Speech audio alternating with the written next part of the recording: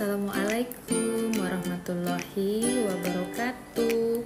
Perkenalkan, nama saya Lilis Anggarwati Astuti, NDH 19, peserta Latsar Angkatan 17, Puslatbang Lan KDOD, Samarinda, Kalimantan Timur. Selamat menyaksikan ya. Terima kasih.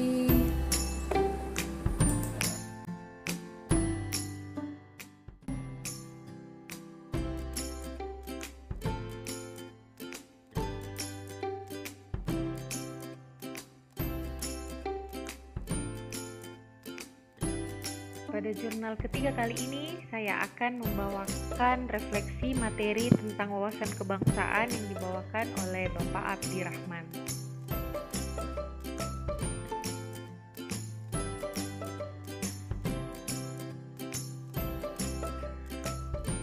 Dari definisi, kebangsaan itu sendiri merupakan penghormatan terhadap simbol-simbol negara dan taat kepada peraturan perundang-undangan. Sedangkan wawasan itu sendiri merupakan penghormatan terhadap simbol negara, taat kepada peraturan perundang-undangan, dan sadar terhadap pembinaan kerukunan dan menjaga persatuan dan kesatuan bangsa. Nah, sebagai ASN, kita memiliki 3 fungsi berdasarkan Undang-Undang Nomor 5 Tahun 2014. Yang pertama sebagai pelaksana kebijakan, yang kedua sebagai pelayan publik, dan yang ketiga sebagai perekat dan pemersatu bangsa.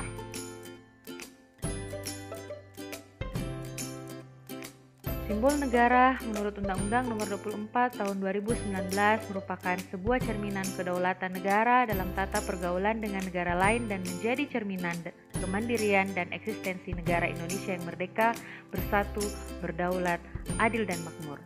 Simbol negara kita yang pertama ada bendera merah putih, kedua bahasa Indonesia, ketiga lambang Garuda Indonesia, yang keempat adalah lagu Indonesia Raya.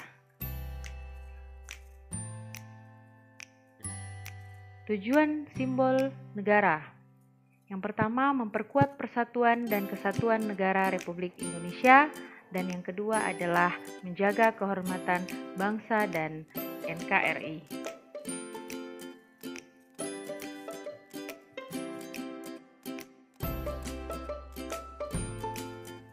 ASN dan wawasan kebangsaan sangat penting diketahui sebagai dasar cinta kepada tanah air Indonesia. Erat sekali kaitannya sebagai ASN yang akan menjalankan peran dan fungsinya sebagai ASN. Hal ini tertuang dalam amanat undang-undang, urusan publik, tanggung jawab moral, peran ASN sebagai pengayom masyarakat.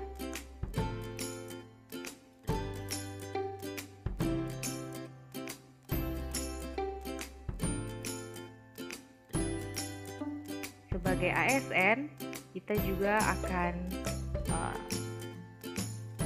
bersumpah dan berjanji sebagai seorang abdi negara yang tertuang dalam pasal 26 Undang-Undang Nomor 8/1974 revisi pasal 66 ayat 2 Undang-Undang Nomor 5/2014.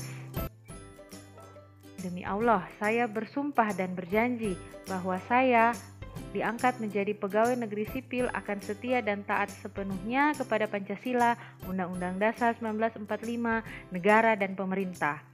Yang kedua, bahwasanya saya akan menaati segala peraturan perundang-undangan yang berlaku dan melaksanakan tugas kedinasan yang dipercayakan kepada saya dengan penuh pengabdian, kesadaran, dan tanggung jawab. Yang ketiga, akan senantiasa menjunjung tinggi kehormatan negara, pemerintah, dan martabat pegawai negeri, serta akan senantiasa mengutamakan kepentingan negara daripada kepentingan saya sendiri, seseorang, atau golongan. Yang keempat, akan memegang rahasia sesuatu yang menurut sifatnya atau menurut perintah harus saya rahasiakan. Dan yang terakhir, saya akan bekerja dengan jujur, tertib, cermat, dan bersemangat untuk kepentingan negara. Wawasan kebangsaan terdiri, kita bisa melihat dari 2 aspek. Yang pertama aspek moral, yaitu berkomitmen untuk menjaga eksistensi dan meningkatkan kualitas bangsa. Dan yang kedua, aspek intelektual, yaitu pengetahuan yang memadai untuk menghadapi berbagai tantangan dan berbagai potensi yang dimiliki oleh bangsa Indonesia. Nah, masuk ke dalam makna dari wawasan kebangsaan itu sendiri bagi bangsa Indonesia. Yang pertama, wawasan kebangsaan mengamanatkan kepada seluruh bangsa agar menempatkan persatuan, kesatuan, serta kepentingan dan keselamatan bangsa dan negara di atas kepentingan pribadi. Yang kedua, wawasan kebangsaan mengembangkan persatuan Indonesia sedemikian rupa. Dan yang ketiga, wawasan kebangsaan tidak memberi tempat pada patriotisme yang licik.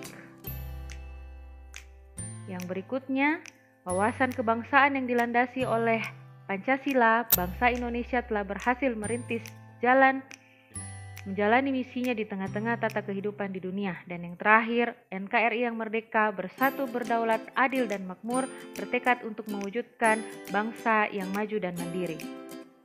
Nah, kesimpulan dari jurnal saya kali ini yaitu wawasan kebangsaan adalah cara pandang bangsa Indonesia tentang diri dan lingkungannya, mengutamakan persatuan dan kesatuan bangsa, serta kesatuan wilayah yang dilandasi Pancasila, Undang-Undang Dasar Negara Republik Indonesia tahun 1945, Bhinneka Tunggal Ika, dan Negara Kesatuan Republik Indonesia. Terima kasih atas kesempatan dan perhatiannya. Semoga banyak manfaat yang bisa diambil. Sampai ketemu di jurnal-jurnal saya berikutnya. Wassalamualaikum warahmatullahi wabarakatuh.